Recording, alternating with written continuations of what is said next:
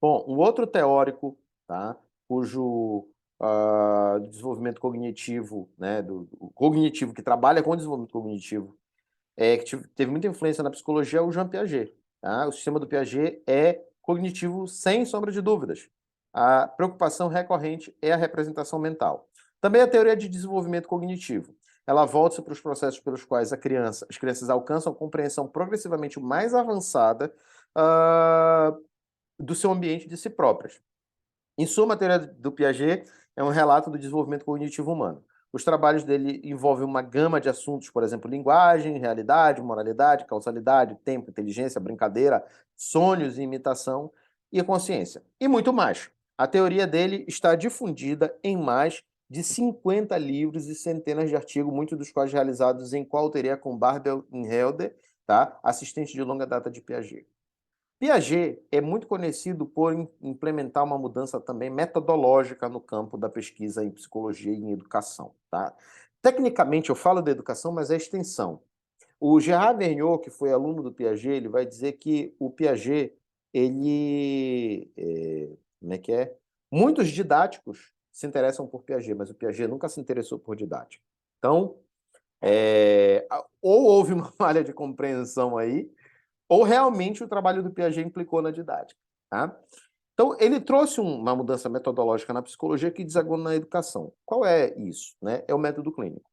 O método clínico, ele é uma técnica, um método que o Piaget desenvolveu, é uma técnica de entrevistas semi-estruturadas, na qual as respostas dos sujeitos, tá, as perguntas vão determinar qual vai ser a pergunta seguinte. Ou seja, você faz uma pergunta para a criança te dá uma resposta, e você, com base nisso, escuta, tá? Deixa-se conduzir pelas explicações e perguntas formuladas pela criança, e aí ele devolve isso na forma de uma outra pergunta. É bem diferente da abordagem mais tradicional, nas quais as perguntas predeterminadas eram feitas numa ordem predeterminada, sem respeitar, ou melhor, sem levar em conta as respostas da criança. Só um segundinho, gente. Deixa eu. É que eu estou ouvindo aqui. Pronto.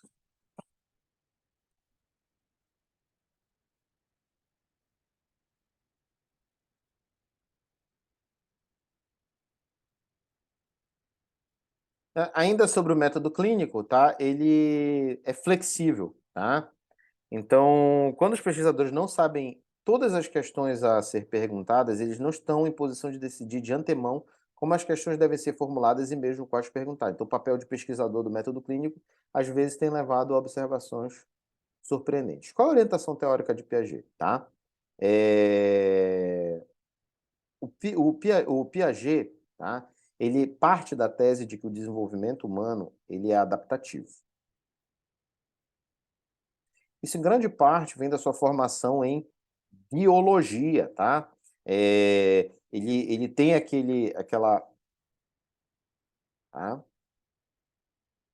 Vixe, já vou corrigir essa frase aí. Tá?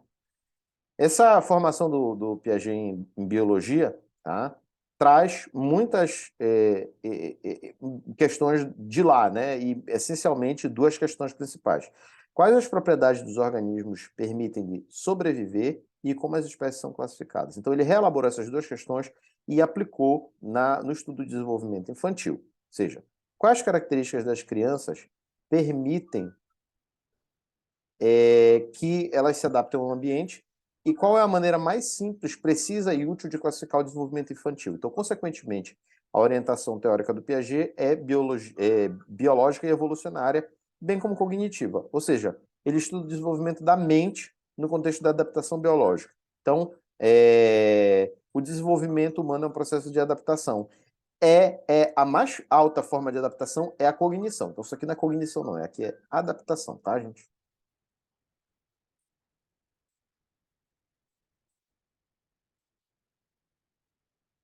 Ok? Então, a adaptação é a forma mais alta de cognição.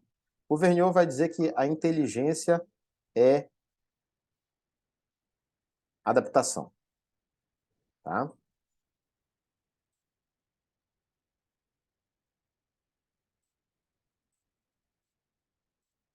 Influência notória, Charles Darwin, né?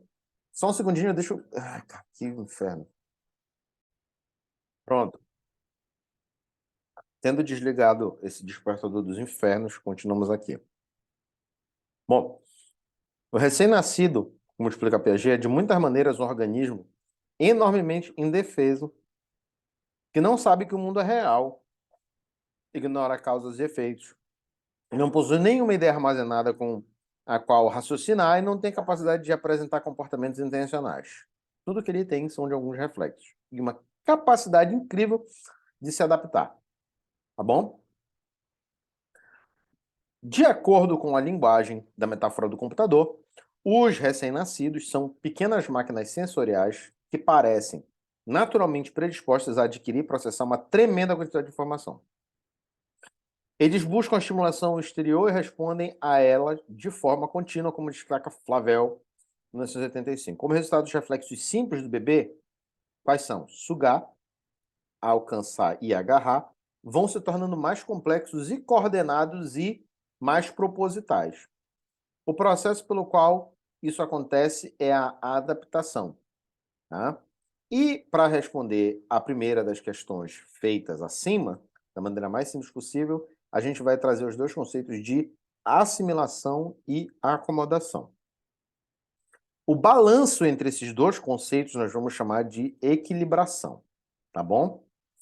O que é a assimilação? A assimilação envolve responder à situação agindo ou usando conhecimento prévio, tá?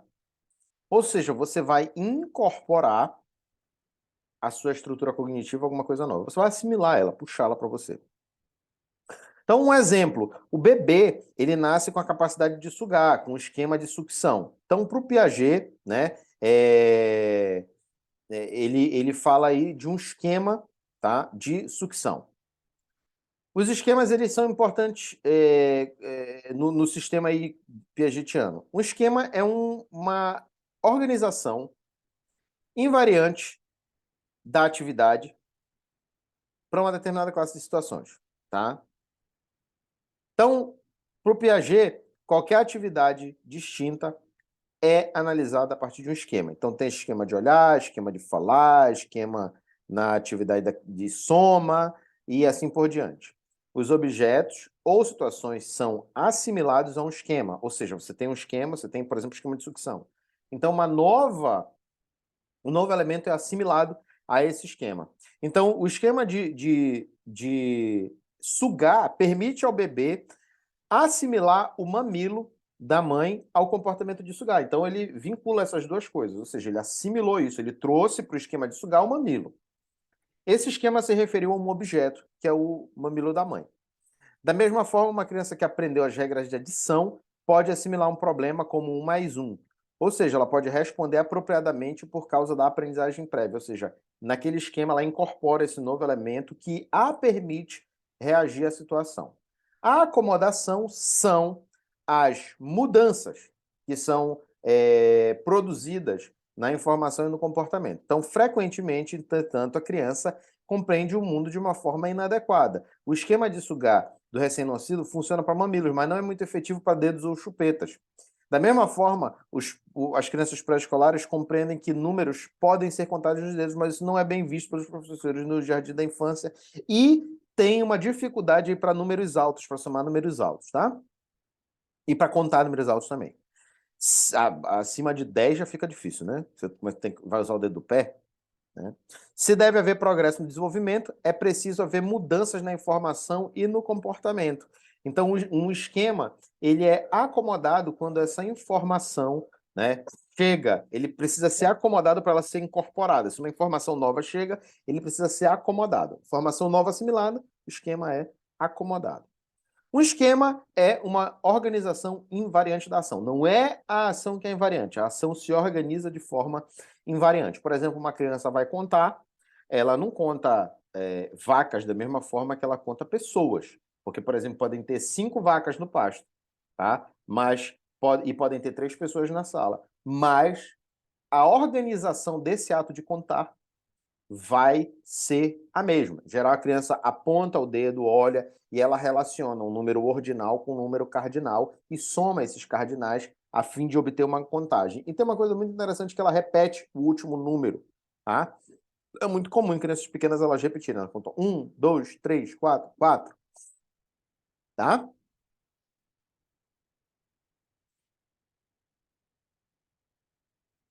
Então, toda a atividade envolve tanto assimilação quanto acomodação. A criança não consegue reagir a uma situação totalmente nova sem usar algo que aprendeu antes ou sem usar alguns comportamentos anteriores. Ou seja, sem assimilar esse esquema. Também ela, mesmo que o organismo esteja reagindo a uma mesma situação pela milésima vez, ele pode, não obstante, ocorrer algum tipo de mudança, ainda que sutil, ou seja, tem algum grau de acomodação.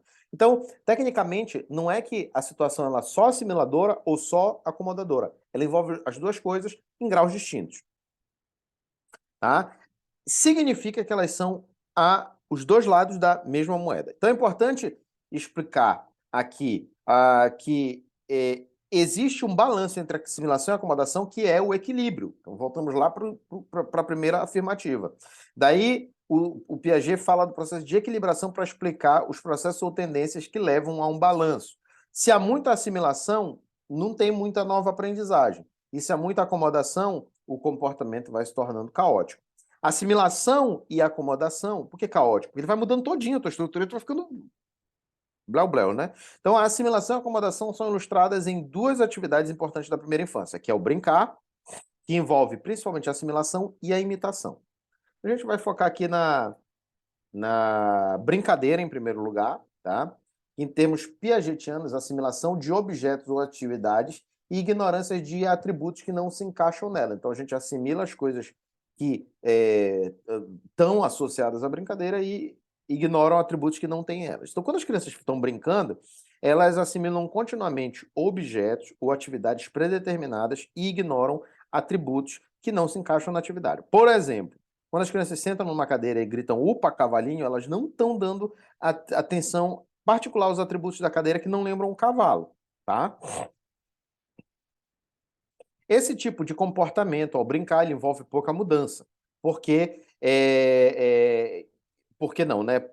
Portanto, existe pouca acomodação, o que não significa negar a importância no desenvolvimento infantil. Na verdade, o que o Piaget faz exatamente é o oposto. Ele enfatiza repetidamente que, embora as crianças pequenas se envolvam em atividades como brincar de cavalinho, elas fazem movidas apenas pelo interesse na atividade. E o efeito disso é estabilizar o esquema, ou seja, dar sustentação para esse esquema para que ele possa ficar rapidamente mais disponível e, por consequência, ele fixar um estágio para a aprendizagem seguinte, tá?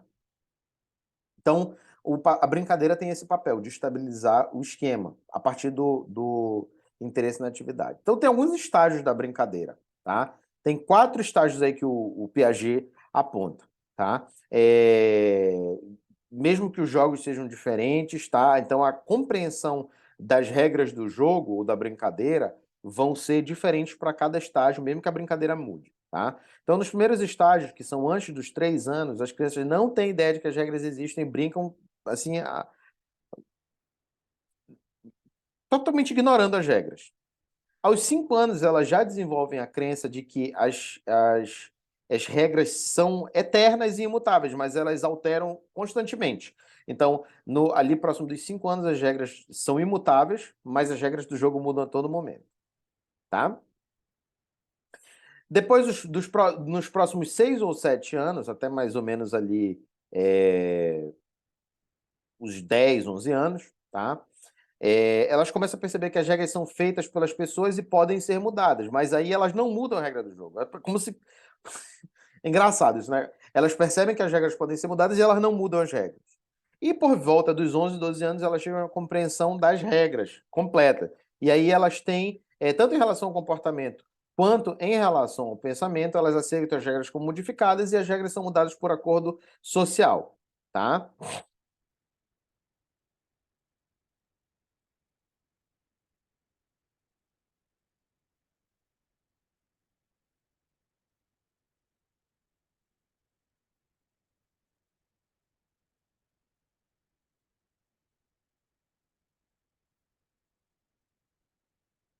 Tá? Tinha uma coisa que eu queria falar aqui para vocês sobre isso, né? Eu estava vendo aqui a nota do tradutor para ver se tinha alguma coisa importante aqui. Mas é tipo que nem brincar de pira se esconde, né? O pique esconde, não sei como é que se chamam aqui, né? Mas em Belém a gente chama de pira se esconde. E quando a gente brincava de pira se esconde, a gente acertava, né? Todo mundo já por volta dos 10, 11 anos, as próprias pessoas estavam liderando a brincadeira. A gente escolhia, a gente acertava, fazia um acordo. Vai ser do último salva todos ou é cada um por si? Cada um por si é. Se você vai ter, por exemplo, quem for pego pela mãe, vão fazer um sorteio de 0 em 1 para ver quem vai ser a próxima mãe. O último salva todos é se o último bater, a mãe continua sendo a mãe. A mãe é a pessoa que, tipo, tá digamos assim, na brincadeira, na posição mais desfavorável, tá? É até interessante a gente refletir sobre isso, tá? E a imitação? Bom, brincar envolve a preponderância da assimilação, porque durante o brincar os objetos e as situações são continuamente assimilados. Então, quando a criança brinca de cavalo, nos termos de Piaget, quando o esquema de andar a cavalo está ativo, né, uma cadeira se torna um cavalo tão facilmente quanto um urso de pelúcia ou o cachorro da casa. Então você monta no cachorro da casa, monta no urso de pelúcia, até na costa de alguém, de um parente mais velho, né? Esses objetos são assimilados ao esquema andar a cavalo. Então a criança não precisa mudar as características da cadeira, do cachorro ou do ursinho de brinquedo. Por quê? Porque todas elas estabilizam o esquema de brincar. Então, desculpa, estabilizam o esquema de brincar de cavalo. Então, existe um processo de interiorização, que é a constituição de representações mentais para os eventos, objetos e atividades do mundo real, e naturalmente isso vai ser influenciado por esses processos. Em contraposição, imitação, ela é prioritariamente acomodativa. Quando a gente imita, né, as pessoas modificam o seu comportamento de acordo com as demandas que lhes são impostas pelo seu desejo de ser algo que não são, ou para parecer outra pessoa. Quando você vai imitar alguém, naturalmente, você está mudando, emulando o seu timbre de voz. Então, você está mudando um esquema seu vocal para que você imite uma outra pessoa. Então, Piaget argumenta que pela imitação da atividade, os repertórios comportamentais das crianças se expandem e gradualmente começam a ser interiorizados. A imitação, naturalmente, a brincadeira, ela favorece esse processo, mas a imitação é o que vai facilitar a interiorização, porque você vai mudar o seu esquema prévio, tá? A interiorização é equivalente à formação de conceitos mentais. Interiorizar é o processo pelo qual as atividades e eventos do mundo real adquirem uma representação mental.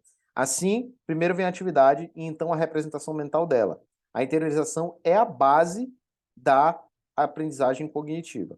Então, muitos comportamentos imitativos do bebê ocorrem apenas na presença do modelo a ser imitado. Tá? Mesmo as crianças bem pequenas conseguem imitar comportamentos simples como abrir e fechar os olhos, piscar ou abrir a boca, mas a imitação não prossegue quando o modelo não está mais presente. Isso acontece porque o bebê não consegue perceber que os objetos continuam a existir mesmo quando ele não está olhando para eles, tocando ou sentindo. O mundo do bebê é o mundo do aqui e agora, não inclui a compreensão da permanência dos objetos. É porque a criança está no estágio que a gente está chamando aí de é, sensório motor, tá? Então tá, né? É, Então, a criança ainda não construiu o conceito de permanência de um objeto, e é por isso que quando você vai brincar com uma criança de 2 anos, você tira, bota a mão na cara assim e aparece, ela acha graça, né? Justamente porque ela não tem essa noção. Então, para ela é super surpreendente. Então, ela tem essa reação homeostática que é sorrir, né? Ou às vezes chorar. Por volta de 1 ano, uma transformação importante ocorre, tá? Quando, por exemplo, uma criança pega a jaqueta do pai, pega uma pá de brinquedo e senta no carrinho imaginário para fingir que está indo trabalhar depois que o pai sai para o trabalho. Freud vai interpretar isso de uma outra forma, vai dizer que é o complexo de Édipo. É o menino querendo substituir a mãe, ou, desculpa, o pai para alcançar seu objeto de desejo, que é a mãe, né?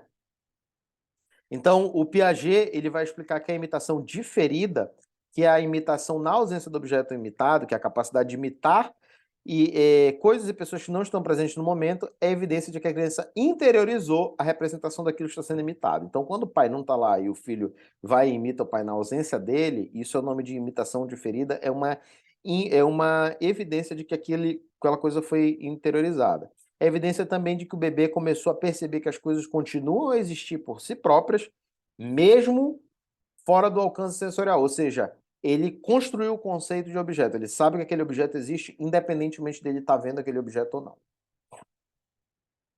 Na imitação, naturalmente, tem mais acomodação do que assimilação. Todos aqueles esquemas que foram, digamos assim, estabilizados no Brincalis vão sendo modificados.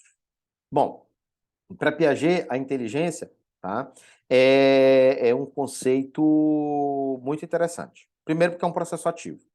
Ele estava muito familiarizado com a psicologia da Gestalt, tá? Ele fala bastante, fala quase um capítulo inteiro ao exame da noção de Gestalt, de que a atividade perceptiva está na inteligência. No final, embora ele admirasse muito a psicologia da Gestalt e compartilhasse a ênfase que ele tinha na percepção, ele conclui que a inteligência é um processo mais ativo do que aquele retratado pelos teóricos da Gestalt. Ademais, tá? O conceito piagetiano de inteligência difere marcadamente da abordagem tradicional mensurável. Tá? Em vez de descrever a inteligência como uma qualidade ou quantidade relativamente fixa, Piaget descreve ela como móvel, como um mobile, ou seja, algo que se modifica ao longo do processo. Tá? A inteligência existe na ação. Tá? Como colocam Belling e Farmer, a ação mental física é a base da teoria de Piaget.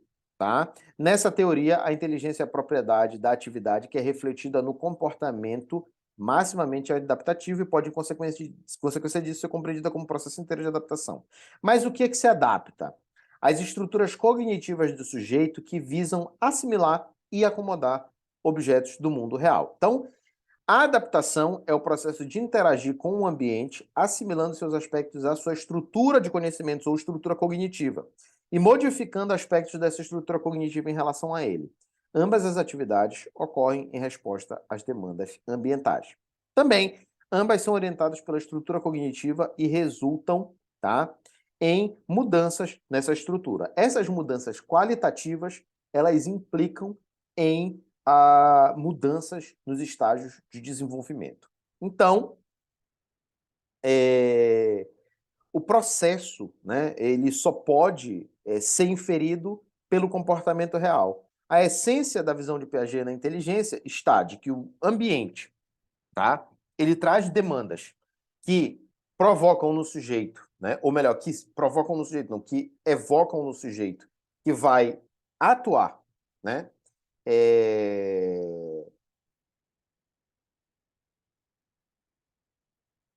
processos de assimilação e acomodação, portanto, equilibração, que vão alterar a estrutura cognitiva e vão se manifestar na ação.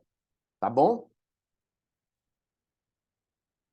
Então, embora a visão do Piaget ela possa ser útil para compreender alguns dos processos envolvidos no comportamento inteligente, ela não é útil imediatamente para mensurá-lo. No entanto, um aspecto do modelo tem implicações para o desenvolvimento dos testes de inteligência, a parte que é definida pela estrutura cognitiva. A descrição que Piaget faz da estrutura cognitiva é essencialmente uma descrição das características de crianças em idades diferentes. E é um dos pontos que o Piaget vai ser criticado. É a resposta à segunda das questões que ele fez da biologia. Qual é o modo mais simples e acurado e mais útil para classificar ou ordenar o desenvolvimento infantil? Então, a descrição de Piaget de as mudanças na estrutura cognitiva serem a descrição dos estágios de desenvolvimento cognitivo humano. Então, o que acontece? Como eu falei para vocês, né, esse ambiente, a criança vai responder ativamente a ele, por meio de processo de assimilação e acomodação, ela vai modificar a sua estrutura cognitiva e isso vai implicar em alterações comportamentais. Tá? De acordo com diferentes estágios, a criança vai ter operações possíveis que ela vai poder desenvolver ao longo desse processo. O primeiro estágio, tá, são 4. Tá? O Piaget acredita que o desenvolvimento infantil progride ao longo de uma série de estágios, cada um caracterizado pelo desenvolvimento de novas capacidades. Mais precisamente, cada estágio vai ter um nível mais avançado de adaptação.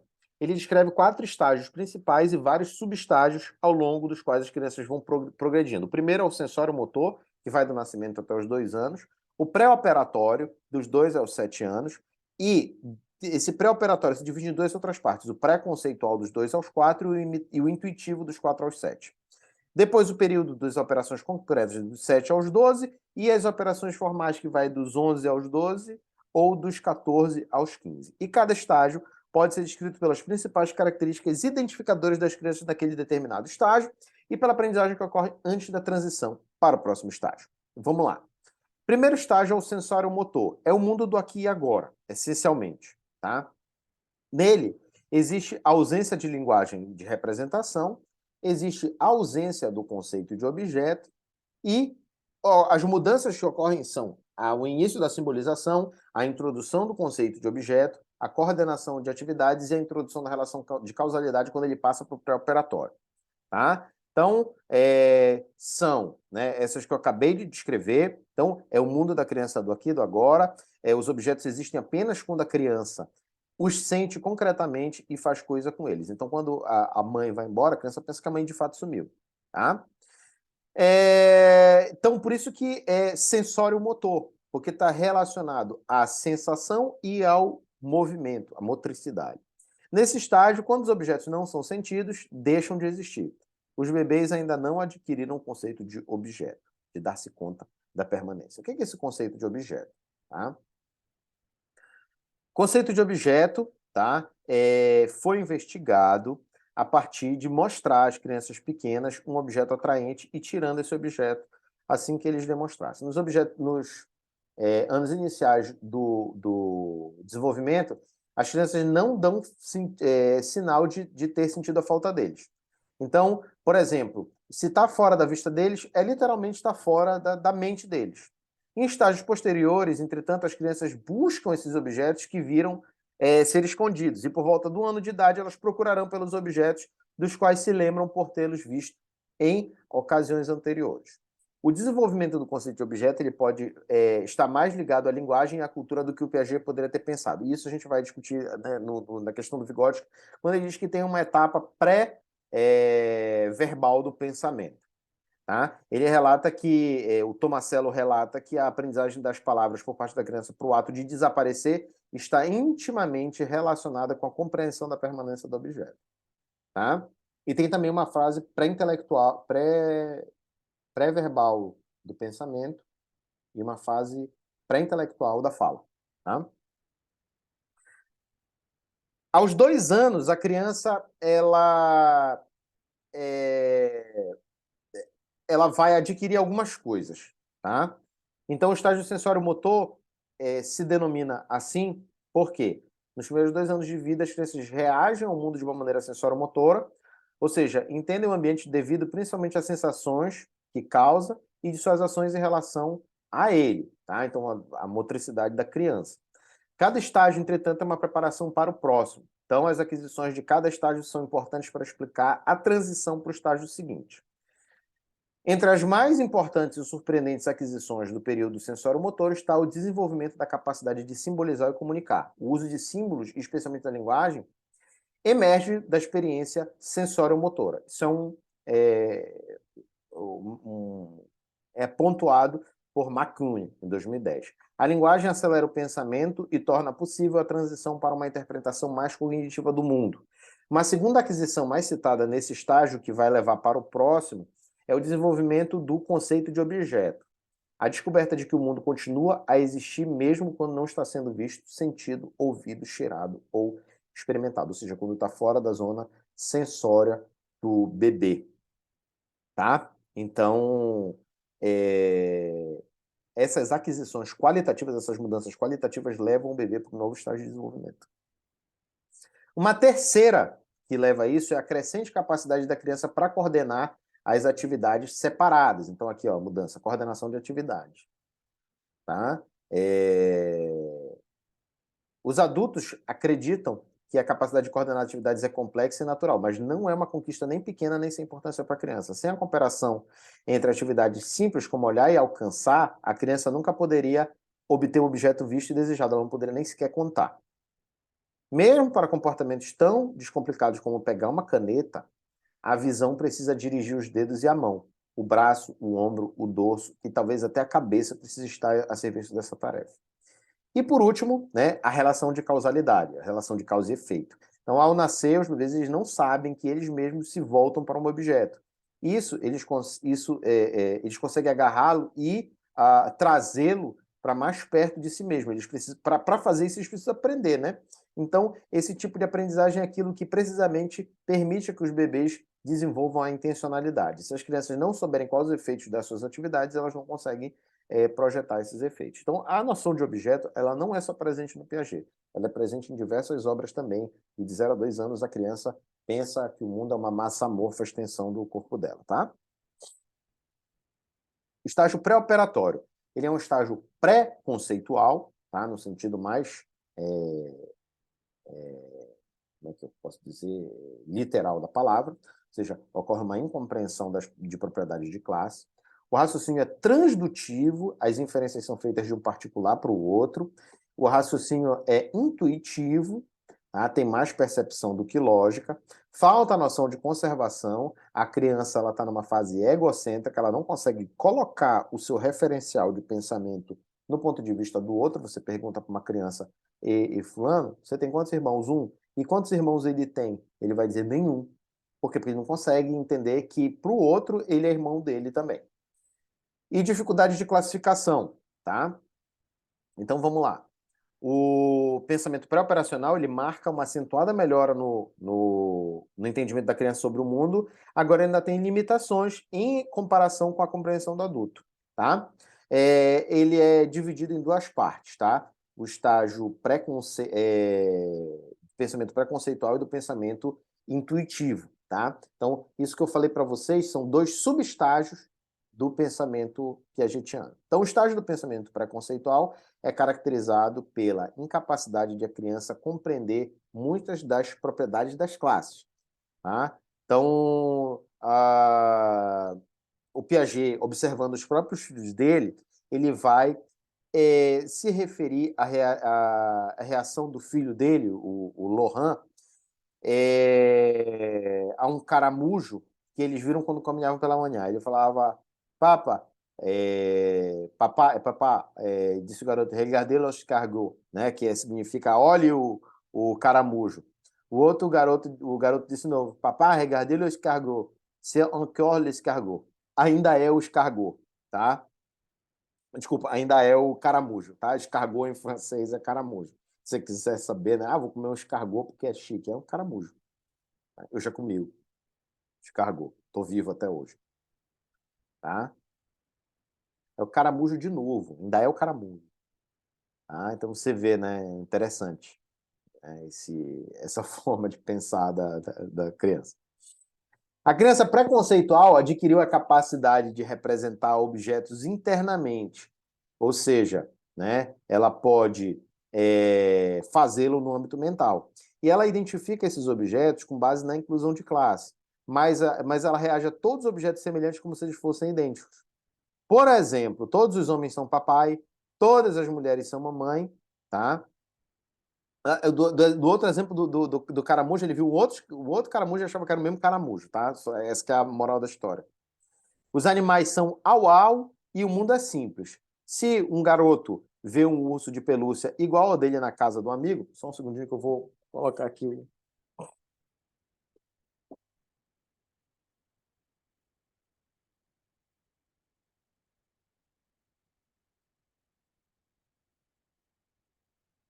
Ele pensa que é o próprio ursinho de pelúcia dele. A mesma coisa ocorre com o triciclo que está na loja. A criança pensa que é o dela. As crianças entendem algo sobre classe porque conseguem identificar os objetos, mas a compreensão deles é incompleta porque não são ainda capazes de distinguir entre membros aparentemente idênticos da mesma classe. E daí por isso que vem o termo preconceitual. Esse tipo de pensamento ocasionalmente tem algumas vantagens para os pais. O Papai Noel continua a ser o único indivíduo desse tipo, mesmo que possa ser visto em 10 lugares ao mesmo dia. Então todos os Papai Noel são o mesmo Papai Noel. Outra característica do pensamento infantil nesse estágio é que ele é transdutivo, tá? Em vez de dedutivo ou dedutivo. Então, o raciocínio dedutivo parte do geral para o específico. Por exemplo, se você aceita a generalização de que todos os pássaros têm asas, E se dizem que o ousel é um pássaro, você pode deduzir que ele tem asas. O raciocínio indutivo vai do específico para o geral, tá? Então, se você observou centenas de espécies de aves e reparou que todas elas têm asas, você pode induzir que todos os pássaros têm asas. Tanto o raciocínio indutivo quanto o dedutivo são métodos válidos do pensamento lógico.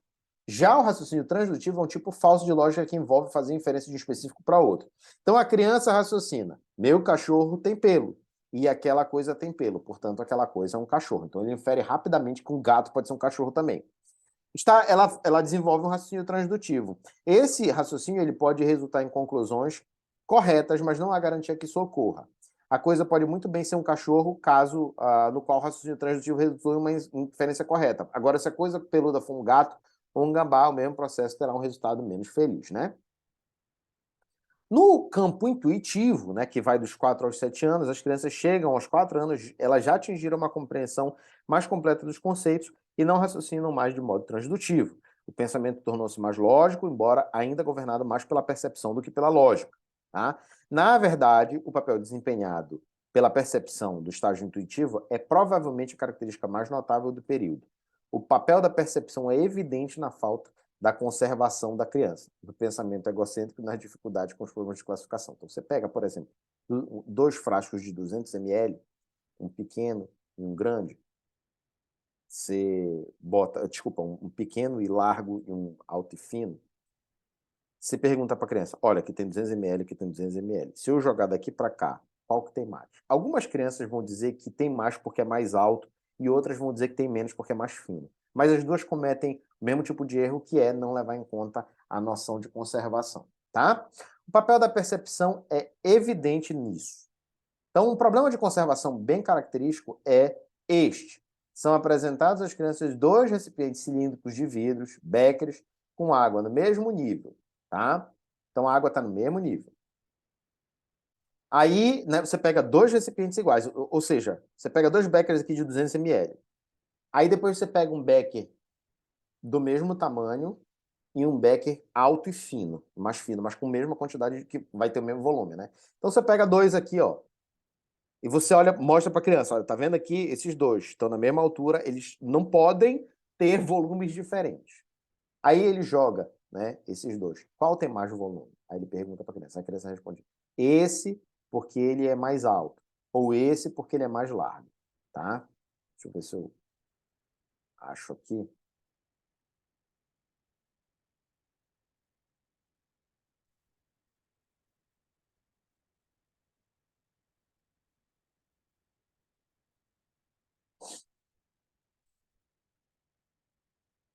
Vou mostrar para vocês.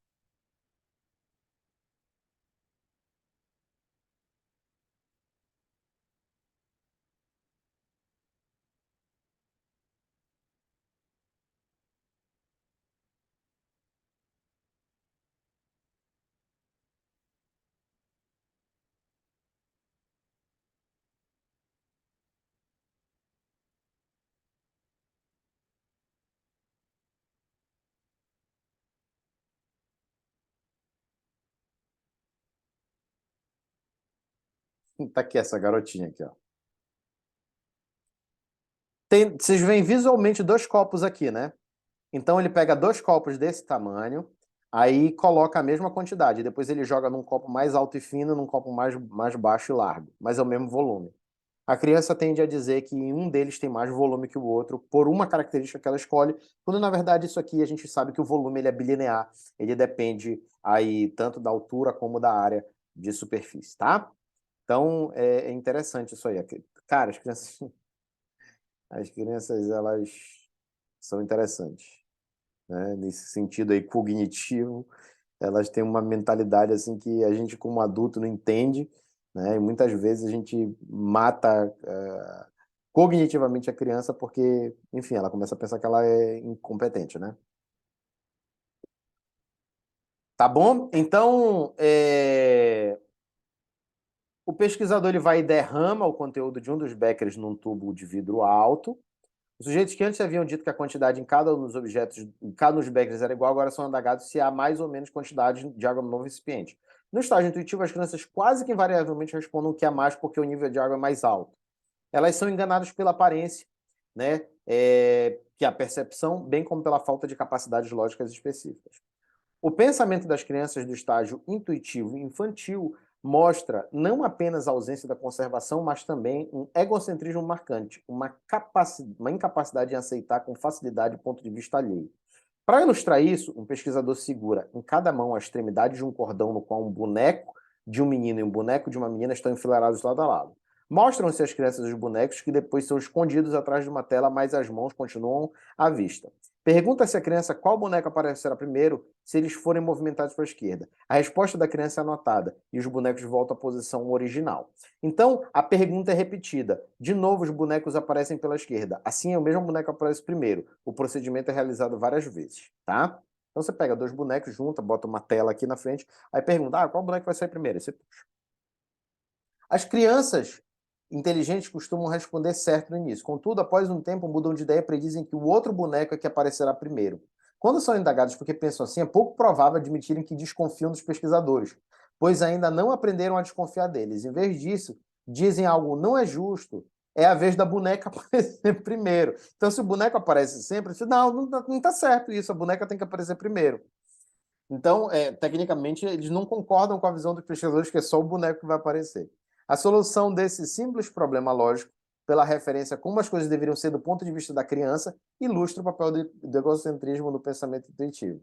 Embora as crianças nesse estágio possam identificar os objetos com base na inclusão de classe, elas ainda não compreendem como as classes podem ser inseridas em categorias mais amplas. Quando isso é compatível com aqueles resultados, né?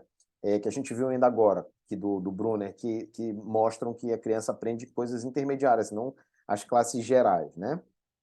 Então, quando você mostra uma criança de 4 anos, 7 doces, 2 dos quais são chocolates e o restante jujuba, ela reconhece todos como doces e se indaga, e se indagada provavelmente responderá dessa forma. Entretanto, se o experimentador continuar, me diga, há mais jujuba do que doces, menos ou mesmo número. A criança pode muito bem dizer que há mais jujuba do que doce.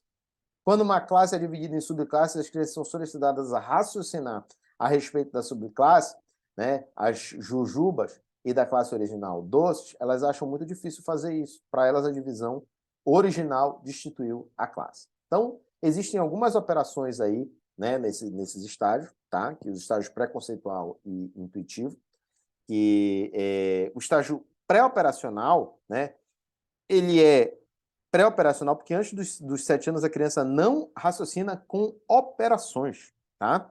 Como indicam os termos dos próximos estágios e após os 7 anos, ou por volta dessa idade, que a criança desenvolve o pensamento operacional. O termo operação é um conceito central para o Piaget. Piaget está toda hora falando de operação de pensamento. Operação, operação, operação é uma coisa assim importantíssima para ele.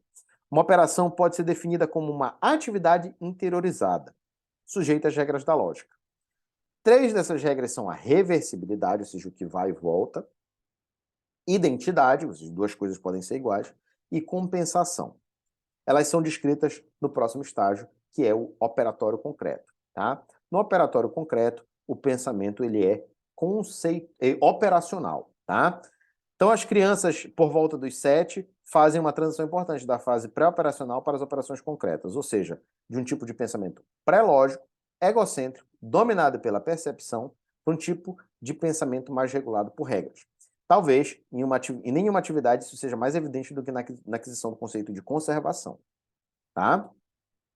Então, a ideia de conservação, ela envolve as noções de reversibilidade, identidade e compensação. Então, como a gente viu, é a compreensão de que certos atributos quantitativos dos objetos não se alteram a menos que se adicione algo a eles ou que se tire algo deles. Na experiência anterior, lá da água em recipiente diferente, que eu mostrei ali a garotinha ali no YouTube para vocês, não abri o vídeo, logicamente, né? As crianças adquirem a conservação quando aprendem que despejar água de um recipiente para o outro não altera a quantidade de líquido. Tá bom?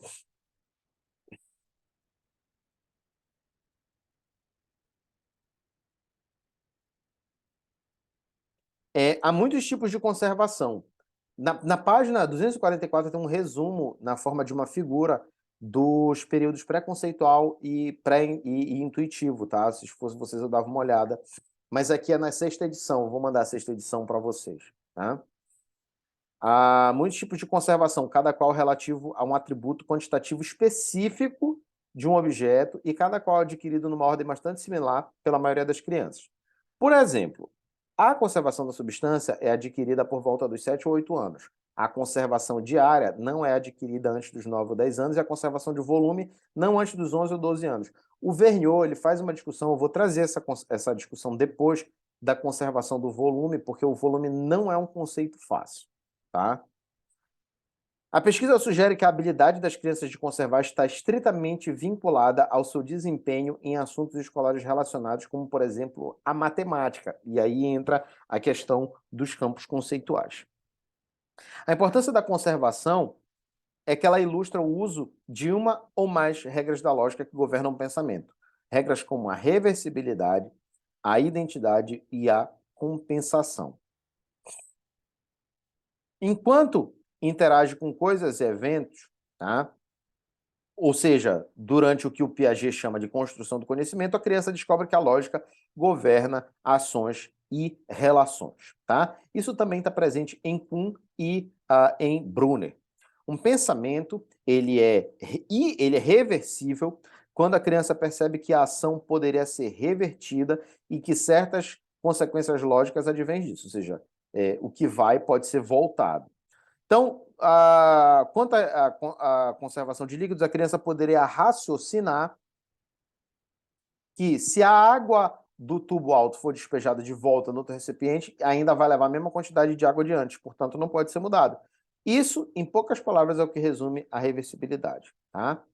Alternativamente, a criança poderia raciocinar que se nada foi tirado ou acrescentado, tá, ao recipiente, a quantidade de água deve ser a mesma em cada um deles.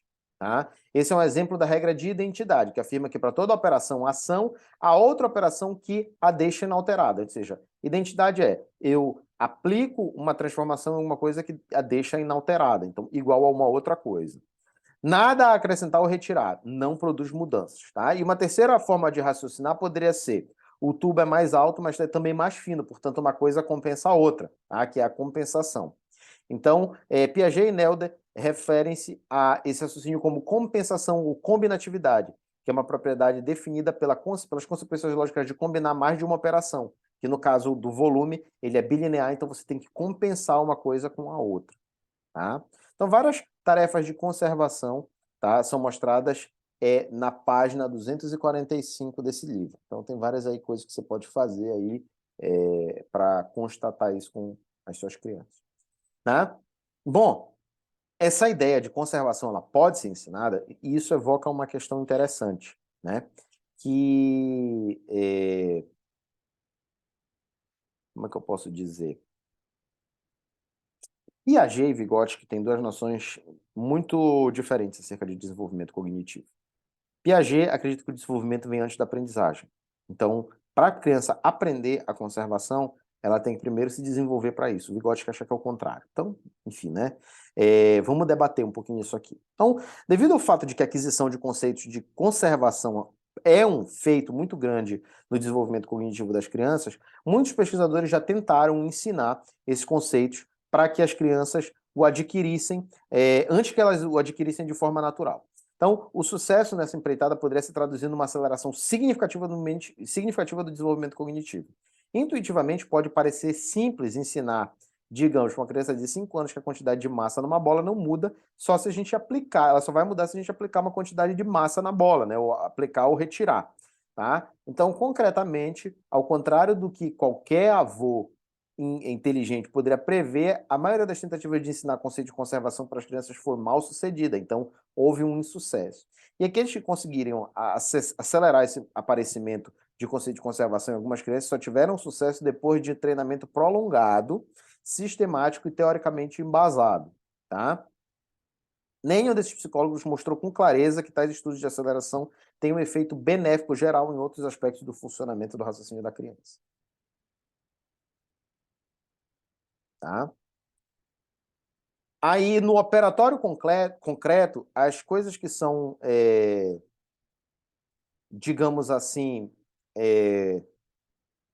aprendidas, né, envolvem o domínio de classificação, o domínio de seriação, o conceito de número, tá? Que vão preparar o sujeito para ir para o próximo estágio, que é o operatório formal, tá? A classificação, ela envolve o surgimento das propriedades lógicas de pensamento que definem as operações, tá? As crianças também adquirem outras habilidades, tais como lidar com classes, números e séries. Ou seja, a classificação é lidar com classes, números com classes. Seriação é com série. E número, numeração é número, tá? Então, Piaget acreditava que essas habilidades são altamente dependentes da manipulação e da interação com objetos concretos. Então, quando a gente combina objetos, separa, distribui em grupos, as crianças aprendem inclusão em classes e desenvolvem a capacidade de raciocinar a respeito de classes aninhadas, tá? Ou seja, classes que são colocadas dentro uma da outra, classes e subclasses. Os problemas dos doces que a gente falou ainda agora, que você tem mais jujuba ou doce, né? É tão simples para as crianças que estão no estágio das operações concretas que elas podem até rir se a questão for perguntada. Pô, se tem mais jujuba do que doce, é óbvio que tem menos jujuba, porque a jujuba é uma subclasse, tá? A criança ri da tua cara, né? Se não perguntar isso para ela. A seriação, além disso, por causa das experiências com objetos reais, as crianças adquirem a capacidade de ordená-los e estabelecer correspondências entre mais de uma série. Cara, eu acho graça dessas coisas assim, porque, assim, é, eu acho que não é risível, tá? Eu não quero que vocês pensem que eu tô achando que é risível, é engraçado, é inferior. Não, cara, para mim é surpreendente. Eu acho graça porque é surpreendente. Como é que a gente chega nesse ponto em que as coisas são tão lógicas e tão racionais e a gente simplesmente se esqueceu, né, de toda essa coisa que é intuitiva da criança, né? Então, Piaget investigou a compreensão da seriação, apresentando a crianças vários objetos que podem ser facilmente ordenados. Por exemplo, bonecos de diferentes alturas. Então, a altura menor, a altura maior, você vai colocando, classifica isso aqui, seria isso aqui, faz uma seriação em altura, né? Você bota o bonequinho, o boneco e o bonecão, né? Então, isso para a gente é óbvio. Mas antes das operações concretas, as crianças não conseguem fazer isso. As crianças ordenam os objetos comparando dois deles ao mesmo tempo, tá? Mas elas não fazem a inferência de que se A é maior que B e B é maior que C, então A vai ser maior que C. Tá? As crianças pré-operacionais não ficam embaraçadas, não ficam envergonhadas em colocar C antes de B se acabam de comparar A com C. Então, por exemplo, o A é o maior deles, né? Então você vai seriar esse boneco. Aí você compara o A com o B, né? Você vê qual é maior que o B, então você coloca o A na esquerda do B. Aí você compara o A com o C, né? Aí você vê que o A é maior que o C. Aí você coloca A, C e B, mas o C é menor que o B. Para a criança tá tudo ok, tá tudo certo, tá? Nesse estágio a criança aprende a seriar. Ela diz assim, esse aqui é mais alto, né? Esse aqui é o segundo mais alto, o terceiro mais alto.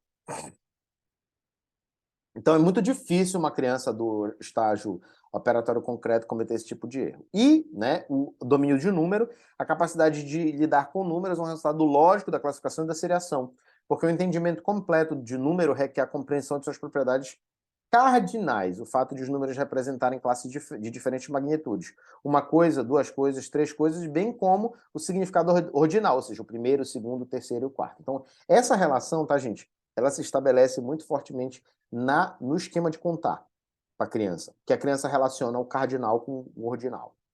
Isso é um processo muito diferente. Na página 247 do livro tem aqui um exemplo de tarefa de seriação para crianças antes do operatório concreto e no operatório concreto. Por último, das operações formais, tá, gente? Tem autores que vão dizer, eu sempre menciono isso, tem autores que vão dizer que tem pessoas que nunca chegam na etapa das operações formais, elas sempre precisam de uma coisa concreta ali para compreender a coisa. Qual é a diferença do operatório concreto? Que caracteriza que sempre as relações elas são empírico-concretas. Já no operatório formal, as relações elas são formais. Então, é simples, né? Assim, a compreensão disso, mas para a criança é um salto enorme. As operações formais elas representam avanços importantes. Quais? Né? Esses aqui, ó. Raciocínio hipotético proposicional e relações abstratas. Primeiro, porque as crianças que estão na fase das operações concretas aplicam sua lógica diretamente aos objetos reais ou os objetos que são fáceis de imaginar. Por isso que é concreto, tá? Sempre um apoio empírico concreto. Em outras palavras, as crianças não lidam com aquilo que é hipotético, a menos que isso se possa ligar diretamente à realidade concreta. Então, sua resposta pronta para a questão: e se Doris Adler tivesse orelhas pequenas? Doris Adler não tem orelha pequena. Por outro lado, os adolescentes são potencialmente capazes de lidar com o hipotético e não o concreto. O fato de que Doris Adler tem orelhas grandes não impede que se imagine as consequências dela ter orelhas pequenas, tá? Então a gente consegue imaginar, né? Inclusive, eu não sei se vocês sabem quem é Doris Adler, né?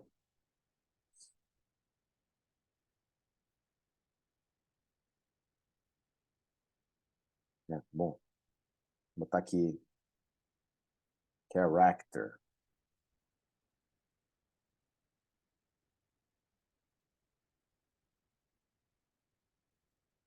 Bom, eu não estou achando quem é essa Doris Adler aqui, né?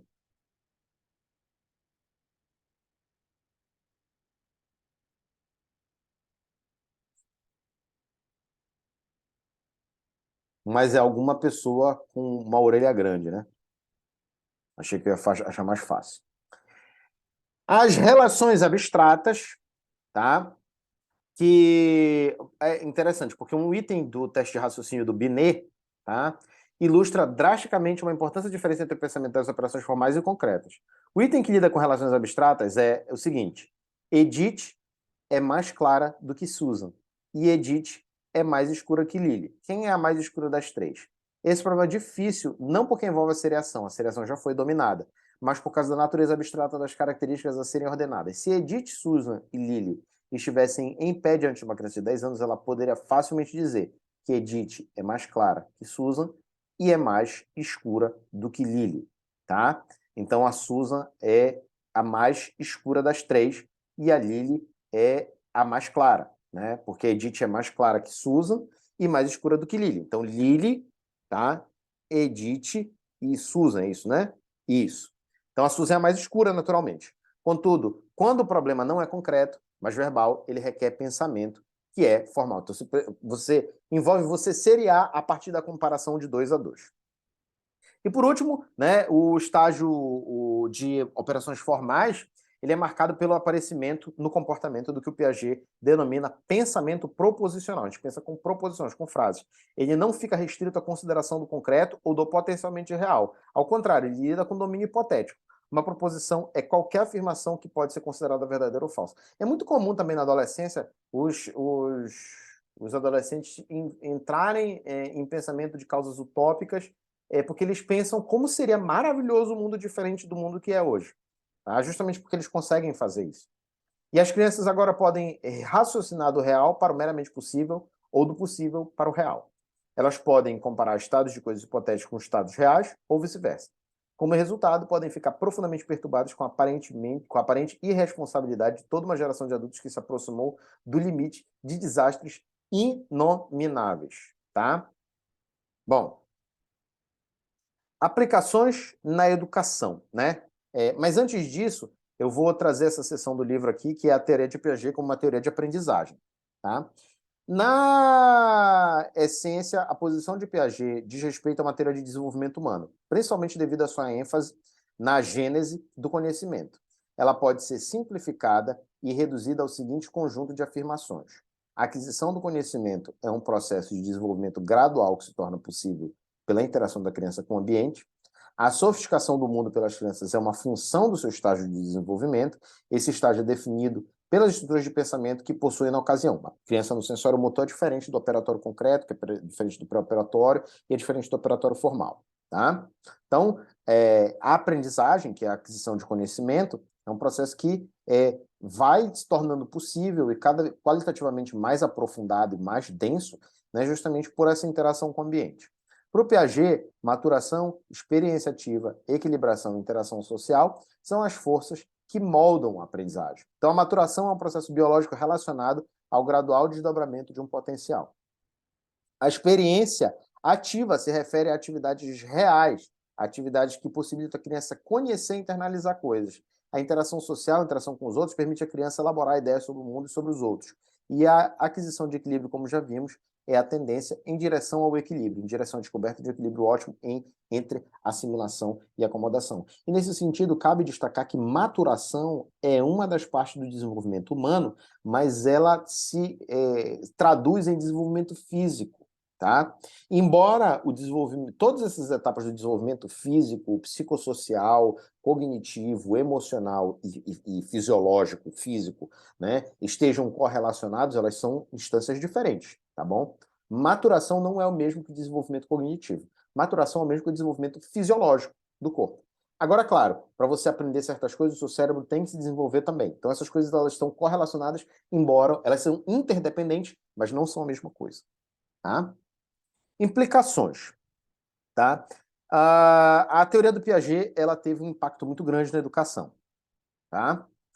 As teorias de Piaget e de Brunner também, né, elas enfatizam que a aprendizagem é muito mais do que simplesmente deslocar itens de informação de fora para dentro da criança, ou seja, de meter conhecimento na cabeça da criança. Como o vismo, elas se apoiam no construtivismo, que é uma abordagem para ensinar e aprender que dá à criança um papel central e ativo na construção do conhecimento, ou seja, a criança é a própria protagonista desse processo. Os métodos construtivistas são aqueles que encorajam os estudantes a serem pensadores críticos e aprendizes independentes. O professor atua como mentor e facilitador. Tá? O professor não vai ensinar nada, ele vai atuar sendo mentor e facilitador. O trabalho de Piaget sugere várias abordagens e princípios educacionais muito específicos.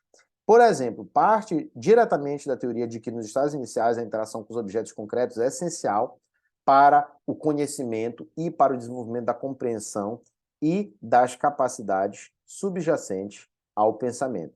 Consequentemente, oferecer oportunidades para as atividades tanto mentais quanto físicas é uma implicação educacional baseada em Piaget. Então, nesse sentido, a equilibração ela não tem que ser nem tão fácil nem difícil. O processo adaptativo ele não tem que estar nem nem desequilibrar muito a criança, nem desequilibrar de pouco, tá? A teoria de Piaget ela também sugere que as escolas deveriam se esforçar para oferecer aos estudantes tarefas e desafios de dificuldade ótima, que se traduz exatamente nisso. O material oferecido aos alunos não pode ser nem tão difícil a ponto de não ser compreendido, assimilado, nem tão fácil que não resulte em aprendizagem nova, como, por exemplo, acomodação. Daí que é muito importante que os professores saibam algo sobre desenvolvimento infantil e sobre como as crianças aprendem e pensam. Os professores precisam entender tanto as limitações quanto o potencial do pensamento infantil. E, nesse sentido, a ideia do material dourado ela é muito interessante, porque o material dourado ela é apresentado ali depois dos 7 anos para que as crianças entendam centenas, unidades, dezenas e milhar. Né? Então, tem uma pedrinha, tem um bastãozinho, que é a dezena, tem uma chapa, que é a centena, e tem um cubo grandão, que é o milhar. Tá? Que ele tem, de fato, essa característica. Esse é o material dourado. Ele é dourado, ele não é dourado pintado de dourado, ele é feito de madeira. Ele é bem legal. Se vocês não conhecem o material dourado, deixa eu ver se eu acho aqui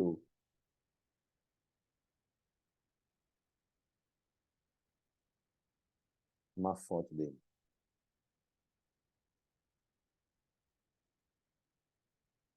Foi imaginado pela Maria Montessori, olha aqui, ó.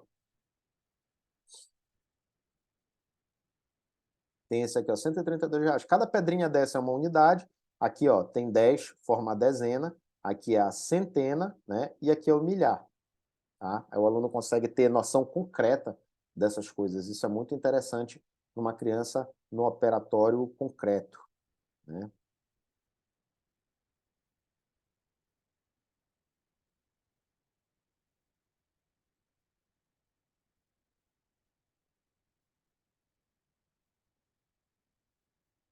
Tá? Bom, o professor ele também deve considerar o nível de desenvolvimento cognitivo e o conhecimento prévio do aluno, naturalmente, a experiência ativa, ou seja, o sujeito tem que ser ativo na aprendizagem, e oportunidade para integrações devem ser oferecidas. Então, o Piaget também atribui um papel importante à interação social. Embora muitas pessoas digam que o Piaget ignorou a interação social, tem uma coisa aí bem interessante que eu creio que vou discutir quando chegar em Vygotsky com vocês. Tá? Então, é por meio dela que as crianças se tornam conscientes dos sentimentos e pensamentos alheios, desenvolvem regras morais e de brincar, e desenvolvem e praticam seus próprios processos de pensamento lógico. Os métodos educacionais que refletem a teoria de Piaget devem oferecer muitas oportunidades para a interação professor-aluno e aluno-aluno, mas a ideia do Piaget de interação social ela é restrita, tá? A ideia do Vygotsky é mais ampliada, a gente vai ver bem bacana essa ideia dele. A teoria de Piaget não é uma simples teoria. Assim como a teoria de Vygotsky apresenta uma visão muito diferente da mente e do conhecimento, entendê-las mais profundamente nos auxiliará em nossa missão de ajudar os estudantes a entendê-los em seu mundo, a si mesmo de uma forma mais profunda e intensamente. Tá? Bom, algumas pontos fortes e pontos fracos. O método clínico ele não é generalizável. O Piaget ele foi criticado pelos estágios de desenvolvimento, que eles não são estanques. Algumas crianças, né, apresentam maleabilidade aí no alcance desses estágios, embora a sequência permaneça. As operações formais não estão amplamente generalizadas. Algumas pessoas nunca chegam nas operações formais, tá? E é um sistema muito complexo, né? Embora, né, ela tenha um ponto forte de ser uma teoria amplamente difundida na educação. Tá?